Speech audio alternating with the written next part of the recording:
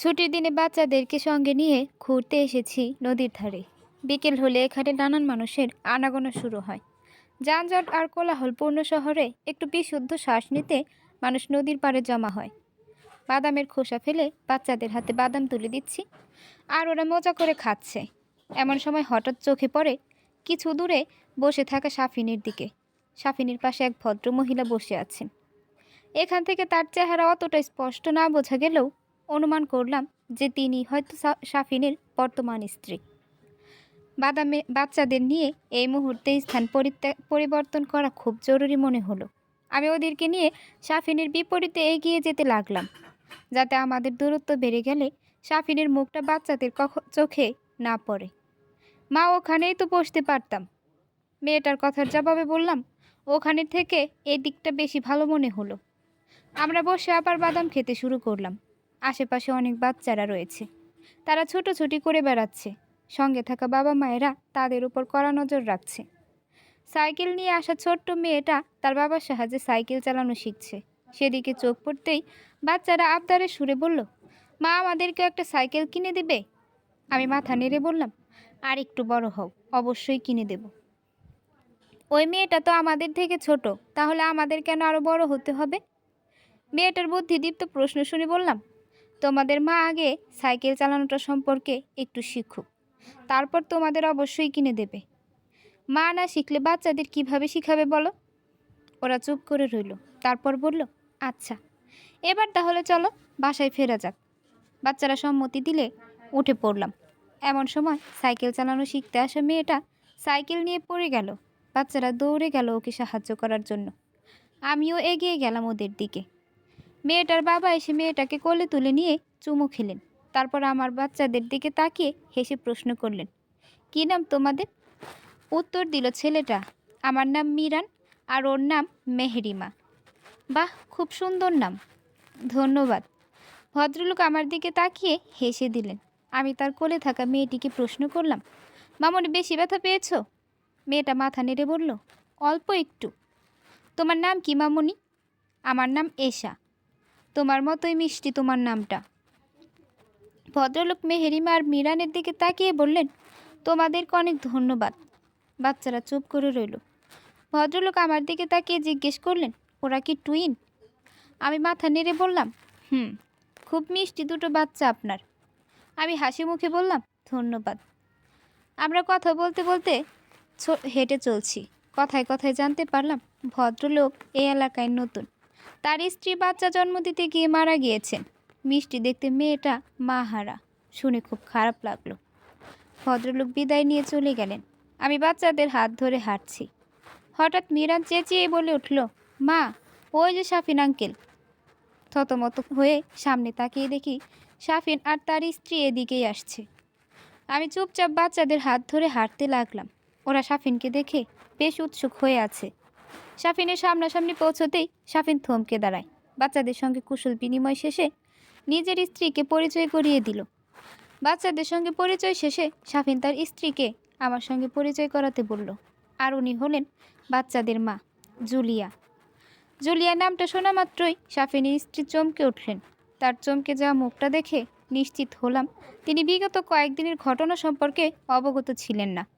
চমকে যাওয়া মুখটাকে স্বাভাবিক করতেই তিনি বললেন, জুলিয়া আপা, আমি লতা। জোর করা হাসি মুখ দেখিয়ে বললাম, পরিচয় হয়ে ভালো লাগলো। বাচ্চারা সাফিনের সঙ্গে কথোপকথন চালিয়ে যাচ্ছে। আমি তাদের থেকে একটু দূরে দাঁড়িয়ে আছি। সাফিনের স্ত্রী লতা এসে আমার পাশে দাঁড়ায়। বিস্ময় ভরা চোখে আমার মুখের দিকে তাকিয়ে বলেন, আপনি তাহলে সেই জুলিয়া? আমি তার মুখের দিকে এক পলক তাকিয়ে বললাম, জি, আমি আপনার স্বামীর প্রাক্তন স্ত্রী। আপনার কথা অনেক শুনেছি সাফিনদের বাড়িতে এসে। কেন, এ বাড়িতে আসার আগে শুনেননি? জানতাম সাফিন বিবাহিত, তবে আপনার সম্পর্কে এত কিছু জানিনি। আমার মনে হয় আপনি জানার চেষ্টাও করেননি। আমার কথায় অপমান বোধ অনুভব করে লতা বললেন, সাফিন বলেনি, তাই আর জানতেও চাইনি। প্রয়োজনীয় হলে নিশ্চয়ই বলতো। খানিক চুপ থাকার পরে বললাম, তা ঠিক বলেছেন। তখন আমি সাফিনের কাছে অপ্রয়োজনীয়ই ছিলাম।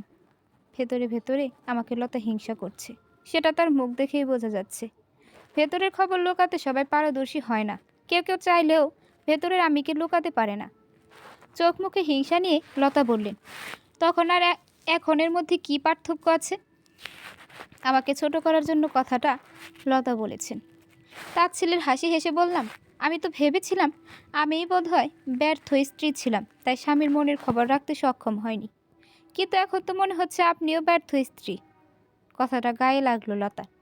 প্রথম দেখাতে আমাদের এমন কড়া আলাপ জমে উঠবে ভাবিনি কখনো। লতার চোখে মুখে জ্বলছে আগুন। সে আগুনে সাফিন পানি না ঢাললে জ্বলে পড়ে ছাই হয়ে যেতে পারে দুজনেই। বাচ্চাদের নিয়ে বাসার দিকে রওনা হলাম। সাফিনের প্রতি বাচ্চাদের এত আগ্রহ আমাকে মাঝে মধ্যে বিরক্ত করে। তাই বলে বাচ্চাদের প্রতি চড়াও হতে পারি না। আমি ওদেরকে ভালোবাসি। ওরা কষ্ট পাক, মন খারাপ করুক, আমাকে ভুল ভাবুক, আমি চাই না। আমার এত ছোট বয়সে আমি ওদের মাথায় আমার বিষাক্ত অতীতের সকল স্মৃতি চাপিয়ে দিতেও পারবো না। ওরা বড় হলে একদিন ওরা সবটা জানতে পারবে। তখন নিশ্চয়ই ওরা আমাকে বুঝতে পারবে আরও ভালো করে। সকালে স্কুলের উদ্দেশ্যে বেরিয়ে পড়লাম। স্কুলের গেটের সামনে পৌঁছাতেই দেখি গতকালের ভদ্রলোক তার মিষ্টি দেখতে মেয়ে এশাকে নিয়ে স্কুলে প্রবেশ করছেন। রিকশা থেকে নেমে এশা বলে ডাক দিতেই ভদ্রলোক আর তার আদরে মেয়েটা পিছন ঘুরে তাকায়। আপনি এখানে? ভদ্রলোকের করা প্রশ্নের জবাবে বললাম, আমারও তো একই প্রশ্ন, আপনারা এখানে? ভদ্রলোক হেসে বলে উঠলেন, মেয়েকে ভর্তি করাতে এসেছিলাম। আর আপনি? তাহলে আমি আপনার মেয়ের হবু শিক্ষিকা। আচ্ছা, আপনি তাহলে এখানকার শিক্ষিকা?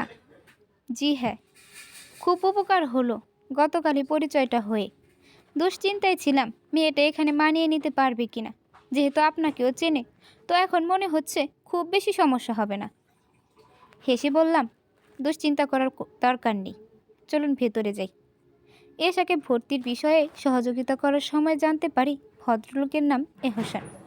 মেয়েকে ভর্তি করিয়ে দিয়ে এহসান সাহেব চলে গেলেন। আজ এশার প্রথম ক্লাস এখানে। আমাকে পেয়ে এশা সাহস পাচ্ছে, এটা দেখে বেশ ভালো লাগছে।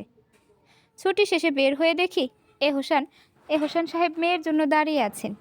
এশাকে আমার সঙ্গে বের হতে দেখে নিশ্চিত হলেন তিনি। এশা মামুনির দিকে থেকে বিদায় নিয়ে চললাম বাসার দিকে। এতক্ষণে হয়তো মায়ের সঙ্গে মিরান মেহেরিমাও বাসায় চলে গিয়েছে। রিকশা থেকে বাসার সামনে নামতে দেখি সাফিন দাঁড়িয়ে আছে। ওকে দেখা মাত্র আমার শীতল মেজাজটা উত্তপ্ত হতে শুরু করলো। কাছে গিয়ে চাপা গলায় জিজ্ঞেস করলাম, এখানে কেন আপনি? কি করছেন এখানে? সাফিন নরম গলায় বলল, তোমার সঙ্গে আমার কথা আছে জুলিয়া। আপনার এই যখন তখন কথা বলার প্রয়োজনীয়তাকে বন্ধ করুন। আপনার সঙ্গে কথা বলার মতো কোনো সম্পর্ক আমার নেই, এই কথাটা কেন মাথায় থাকে না আপনার? আমার বাচ্চারা তোমার কাছে, সুতরাং কথা বলার প্রয়োজনীয়তা অবশ্যই আছে। ছোট গিয়ে বললাম, আমার বাচ্চা, এই কথাটা বলতে আপনার লজ্জা করা উচিত। জুলিয়া, তুমি না চাইলেই কিন্তু আমাদের কোনো না কোনোভাবে দেখা হয়ে যাচ্ছে, আর বাচ্চারা আমাকে যথেষ্ট পছন্দ করে। তুমি কি আজীবন ওদের কাছ থেকে আমাকে দূরে রাখতে পারবে? আমি আমার সাধ্যমতো চেষ্টা চালিয়ে যাব, তবু ওরা একদিন অবশ্যই ওদের বাবার সম্পর্কে জানতে পারবে। বিদ্রূপের স্বরে বললাম, সেদিন অবশ্যই ওরা ওদের বাবাকে ভীষণ ঘৃণা করবে। সাফিন নিশ্চুপ হয়ে দাঁড়িয়ে রইল। আমি কোনো কথা না বলে বাসার ভেতরে চলে গেলাম। এশার কাছে আমি দিনে দিনে প্রিয় শিক্ষিকা হয়ে উঠতে শুরু করি। এহসান সাহেবের সঙ্গে এখন থেকে রোজ দেখা হয়। শিক্ষার্থীর অভিভাবক হিসেবে তিনি আমার ফোন নাম্বারটা সংগ্রহ করলেন। মেয়ের বিষয়ে জরুরি প্রয়োজনে তিনি কল করেন। স্কুল শেষে বের হতে আজ একটু বেশি দেরি হয়ে গেছে। ব্যাগটা হাতে নিয়ে তাড়াতাড়ি বের হয়ে দেখি এসা চুপচাপ দাঁড়িয়ে আছে। জিজ্ঞেস করলাম, বাবা আসেনি এখনো? মন খারাপ করে বলল, না। আমি ওর মাথায় হাত বুলিয়ে বললাম, মন খারাপ করো না, এখনই চলে আসবে বাবা। এর মধ্যে তাকিয়ে দেখি গাড়ি নিয়ে হাজির এহসান সাহেব। আমি দুঃখিত, আজ অফিস থেকে বের হতে দেরি হয়ে গেছে। অনেকক্ষণ বোধহয় আপনাকে দাঁড়িয়ে থাকতে হলো। না, আজ আমিও দেরি করেই বের হয়েছি। আশেপাশে একটা রিকশারও ছবি চোখে পড়ছে না। বাসায় আজ নাইলার আসার কথা। বোনটার সঙ্গে অনেক দিন পর দেখা হবে। তাড়াতাড়ি বাসায় ফেরার ইচ্ছে থাকলেও উপায় হিসেবে রিকশার দেখা মিলছে না। এহসান সাহেব পরিস্থিতি বুঝতে পেরে বললেন, আপনি কিছু মনে না করলে আপনাকে বাসায় পৌঁছে দিতে পারি, যেহেতু রাস্তায় কোনো রিকশা দেখছি না। একা কতক্ষণ দাঁড়িয়ে থাকবেন? এসাও বায়না ধরল তার সঙ্গে যাওয়ার জন্য। উঠে পড়লাম গাড়িতে। এশা আর এহসান সাহেবের সঙ্গে কথা বলতে বলতে বাসার সামনে পৌঁছে গেলাম। গাড়ি থেকে নেমে দেখি নাইলা ও মুহিতের গাড়ি থেকে নামছে। ভদ্রতা স্বরূপ এশাকে নিয়ে এহসান সাহেবকে বাসায় আসার দাওয়াত দিলে পরে আসবেন বলে তিনি জানান। নাইলাকে নামিয়ে দিয়ে মোহিত চলে গেল। আমি আর নাইলা কথা বলতে বলতে বাসার দিকে হেঁটে চলছি। ভদ্রলোকটা কে রে আপা? ছাত্রীর বাবা, তাছাড়া পূর্ব পরিচিত ছিল। রিক্সা পাচ্ছিলাম না বলে সহযোগিতা করলো। দেখতে তো সুদর্শন, মানুষটা কীরকম? একজন বাবা হিসেবে তিনি চমৎকার একজন মানুষ, বাকিটা জানি না। কি করেন তিনি? সরকারি কর্মকর্তা, এই শহরে নতুন। নাইলা হেসে বলল, আমি বেসরকারি কর্মকর্তাকে বিয়ে করে ভালোই করেছি আপা, কোনো বদলির দুশ্চিন্তা নেই। যখন মন চায় তোদের সঙ্গে দেখা করতে চলে আসতে পারি। আমি হাসলাম। বাসায় ঢুকতেই ফোন কল বেজে উঠল। ফোন হাতে নিয়ে দেখি এহসান সাহেবের কল। আপনার ছাতাটা গাড়িতে রেখে গিয়েছেন। আমি হেসে বললাম, সমস্যা নেই, আগামীকাল ওটা এশার কাছে পাঠিয়ে দেবেন। এহসান সাহেব কলটা কেটে দিলেন।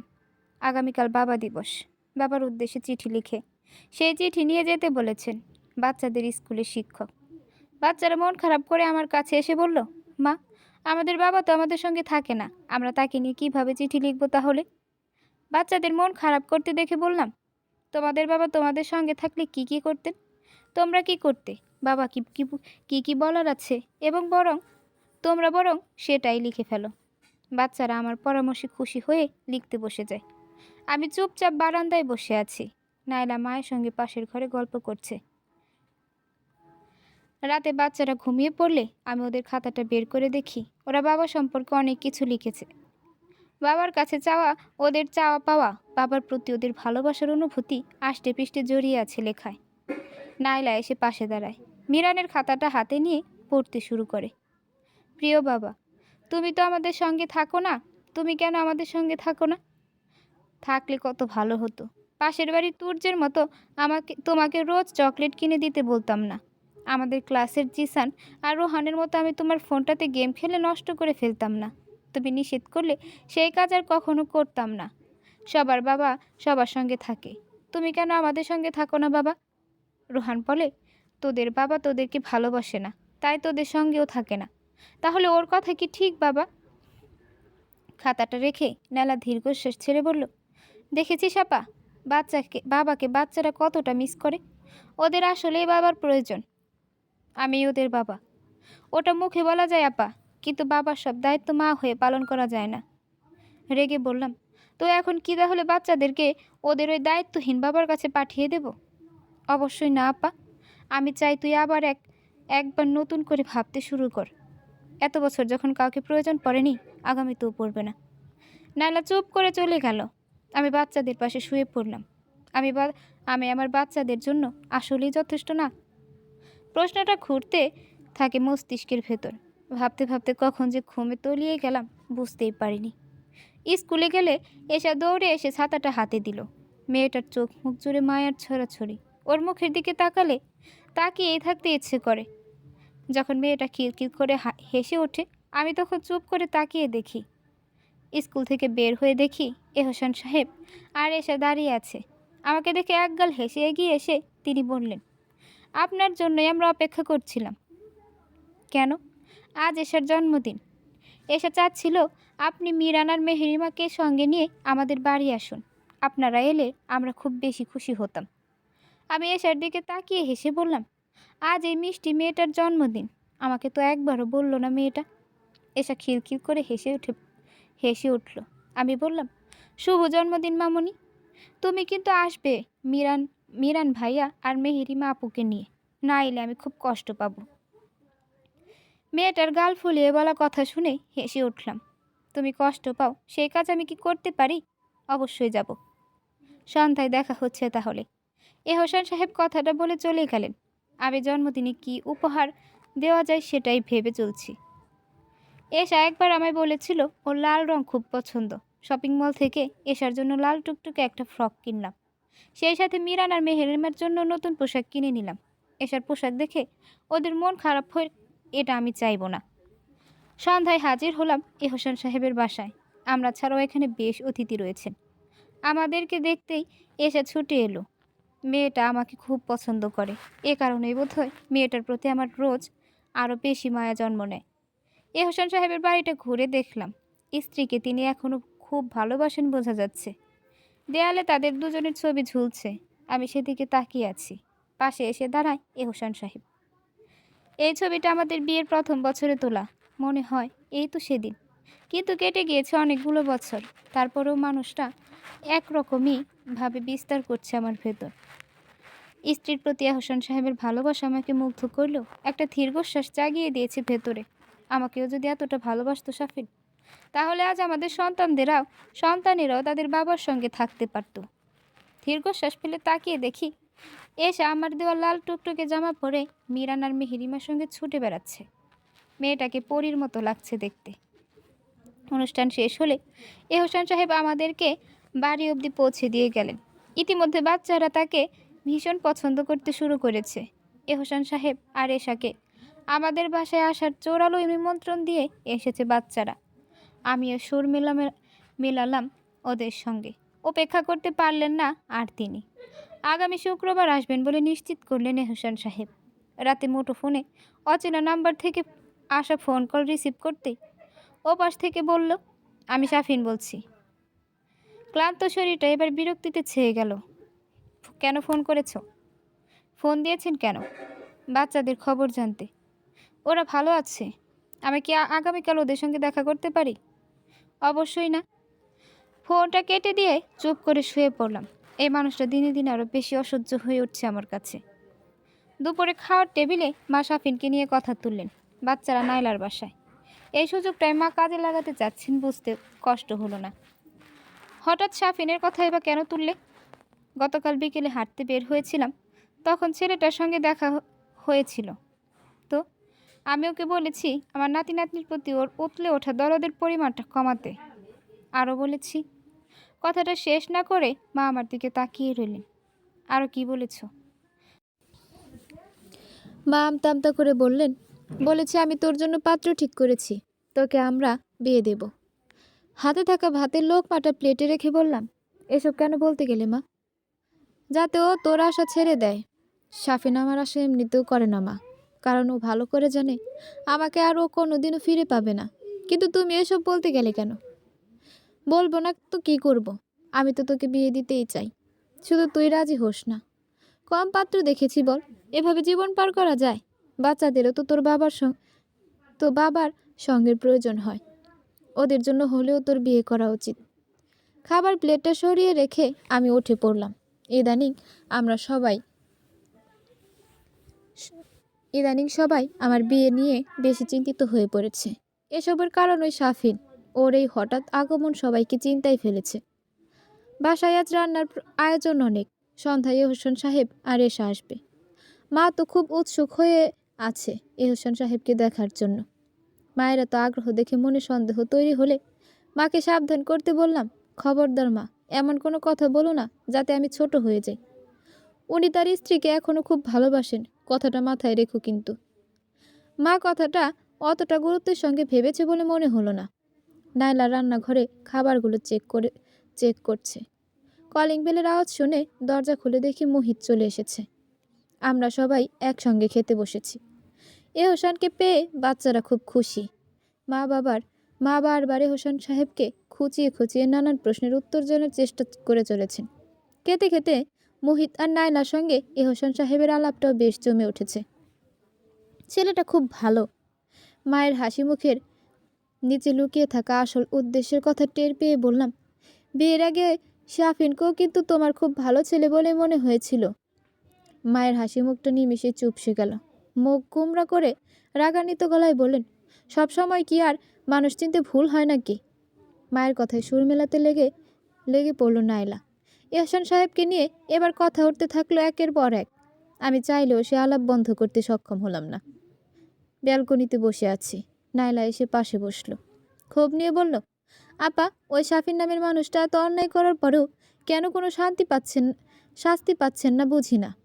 সেদিন রাস্তায় দেখা হয়েছিল, দেখো তো মনে হলো ভালোই আছে। আমি বললাম, মুখে হাসি দেখলে সে ভালো আছে এমনটা ভাবা ঠিক না। আর কেউ না জানুক, আমি জানি সাফিন ভেতরে ভেতরে কতটা যন্ত্রণায় ভুগছে। সন্তানদেরকেও খুব ভালোবাসে, কিন্তু সন্তানদেরকে সে কথা বলতে পারে না। বলতে না পারার, নিজেকে প্রকাশ করতে না পারার যন্ত্রণা থেকে ওকে ভেতরে ভেতরে কুরে কুরে খায়। সে যদি বাচ্চাদেরকে সবটা বলে দেয় তখন? নাইলার আতঙ্কিত স্বরে করা প্রশ্নের উত্তরে বললাম, সে সাহস নেই সাফিনের, থাকলে এতদিন চুপ করে থাকতো না। ওরা অপরাধবোধ ওর অপরাধবোধ ওকে তাড়া করে বেড়ায় ভেতরে।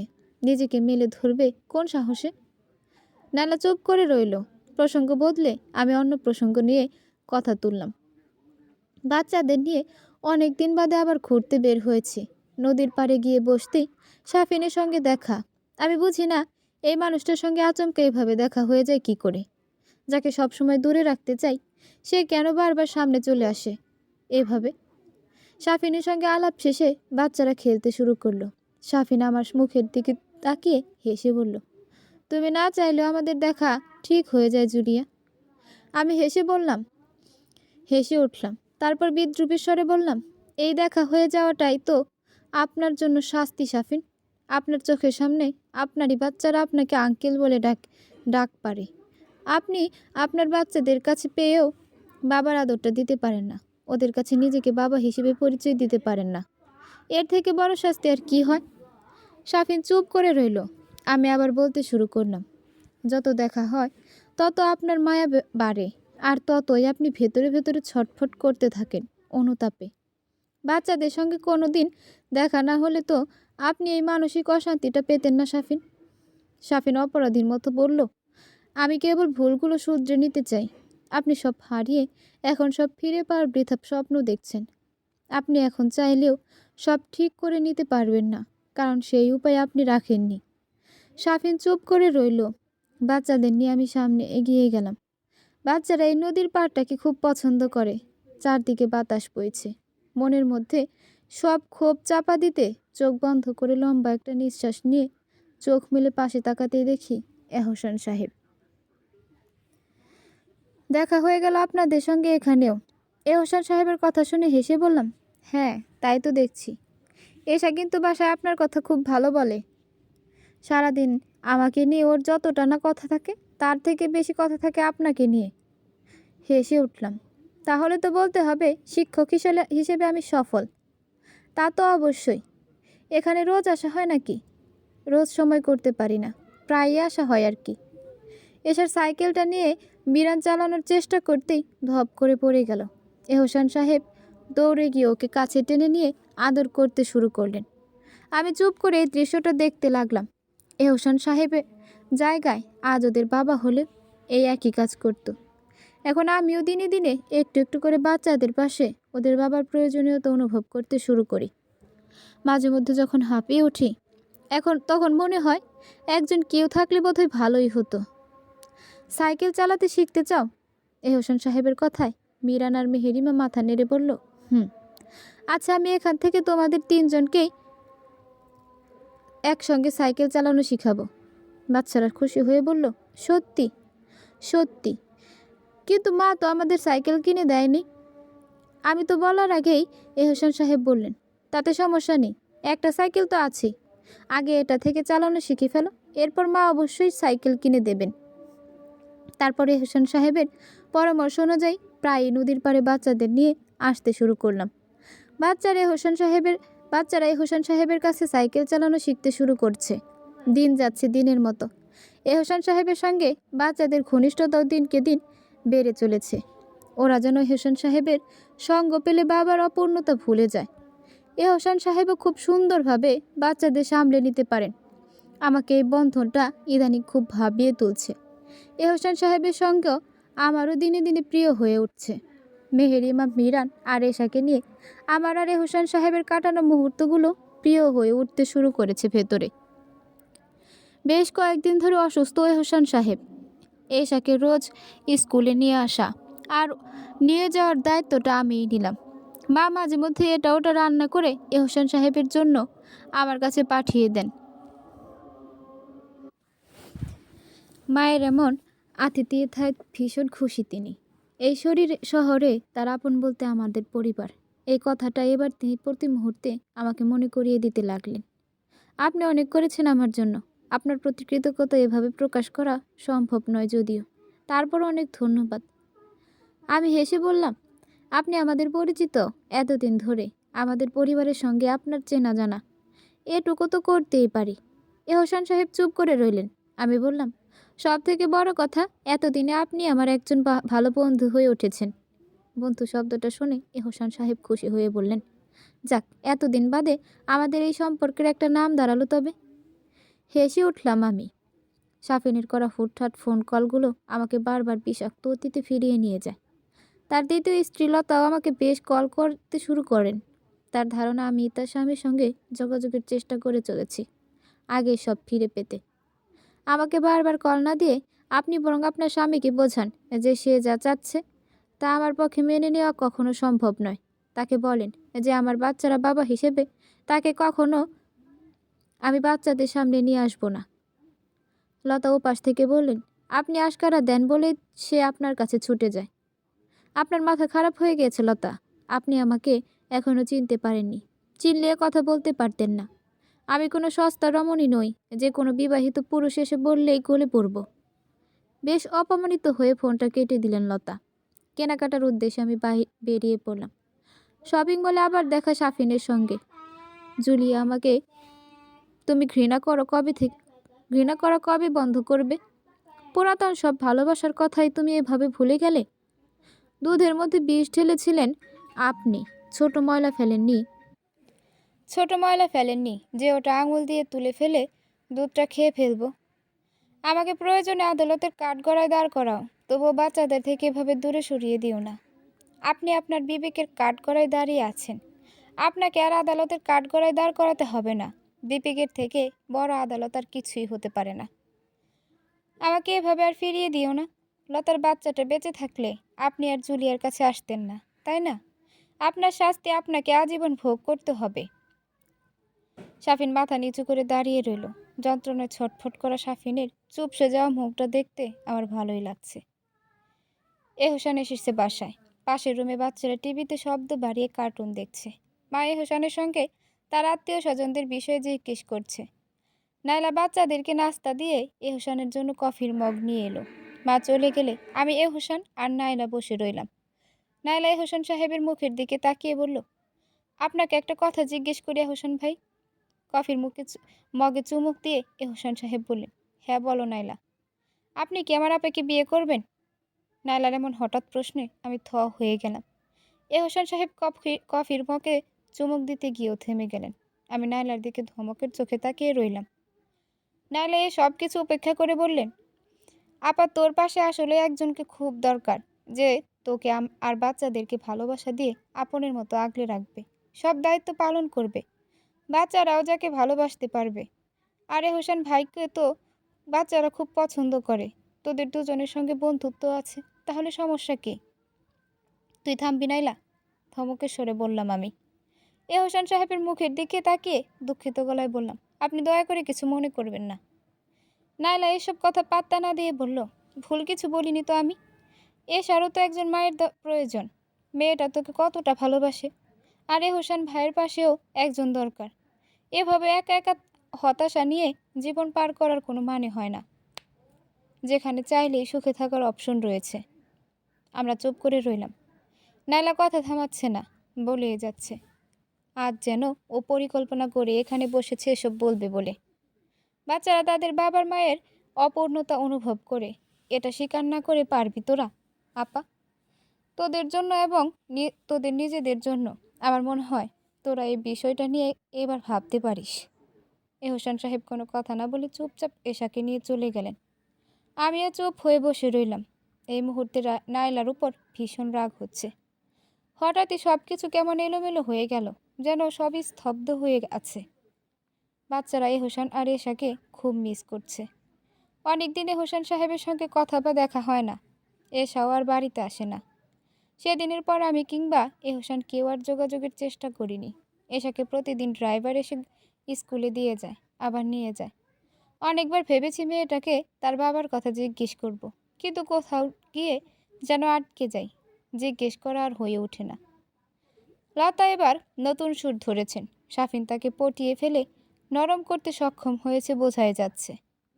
তার কথা, বাচ্চারা তো আপনার একার নয়, শাফিন আর আপনার দুজনের, আর বাচ্চাও তো একটা নয়, দুইটা। তাহলে একজনকে আপনি রাখেন আর বাকি জনকে আমাদেরকে দিয়ে দিন। সেক্ষেত্রে আপনার আপনাকে অগ্রাধিকার দেওয়া হবে। আপনি মিরান মেহেরিমাকে যাকে পছন্দ করেন রাখতে পারেন। আপনার বাছাই শেষে যে থাকবে তাকে আমরা নিয়ে আসব। আমি চটে গেলে তিনি বললেন, চিন্তা করবেন না, বাচ্চাকে আমরা আপনার থেকে কোনো অংশে কমে বড় করব না, বরং আরও ভালোভাবে মানুষ করব। মহিলার কথা শুনে গায়ে আগুন জ্বলে উঠল। নিজের বাচ্চা হারানোর শোকে আপনি বাচ্চা আর মা এই দুইটা জিনিসের মর্মার্থ ভুলে গিয়েছেন। আপনার মাথা আসলেই খারাপ হয়ে গিয়েছে। তা না হলে এমন একটা প্রস্তাব আপনি আমাকে দেওয়ার সাহস করতে পারতেন না। আপনি চাইলে কি বাচ্চা জোর করে রাখতে পারবেন? আমিও দেখতে চাই আপনারা কিভাবে আমার থেকে আমার বাচ্চাদের আলাদা করেন।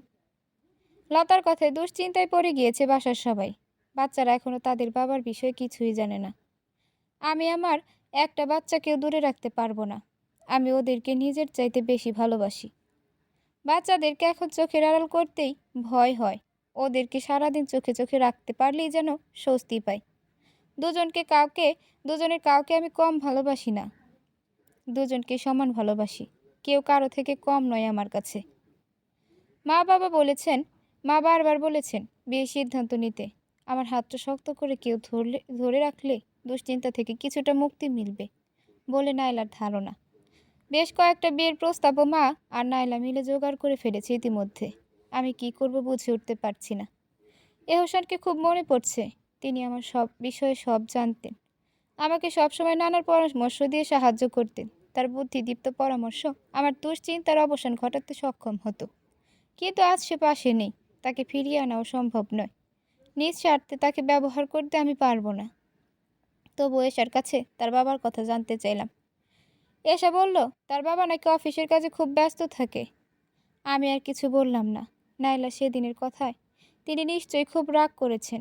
নাইলাটা যে ওভাবে বলে বসবে এটা জানলে আমি সেদিন এহসান সাহেবকে দাওয়াতি করতাম না।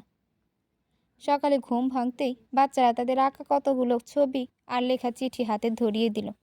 এরপর চিৎকার করে বলল, মা দিবসের শুভেচ্ছা তোমাকে। এখন বুঝতে পারলাম যে আজ মা দিবস।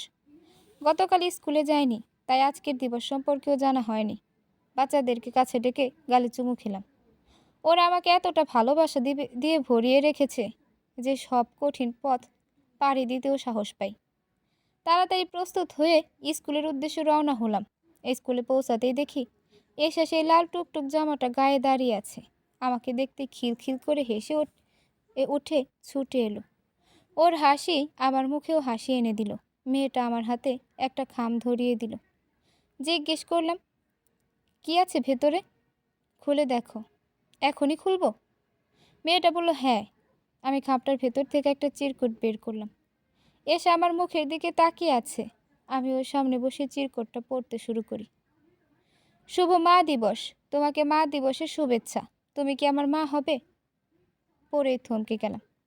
এইটুকুন মেয়েটার মাথায় এসব কথা ঢুকিয়েছে কে বুঝে উঠতে পারছিলাম না। এহসান সাহেব জানলে নিশ্চয়ই খুব অখুশি হবেন। এসার উপরে রেগেও যেতে পারেন। তাড়াতাড়ি করে মেয়েটাকে জিজ্ঞেস করলাম, তোমার বাবা দেখেনি এটা তুমি লিখেছ? মেয়েটা চুপ করে তাকিয়ে রইল। আমি ওর হাতটা ধরে বললাম, এই চিরকুটের কথা একদম বাবাকে বলবে না।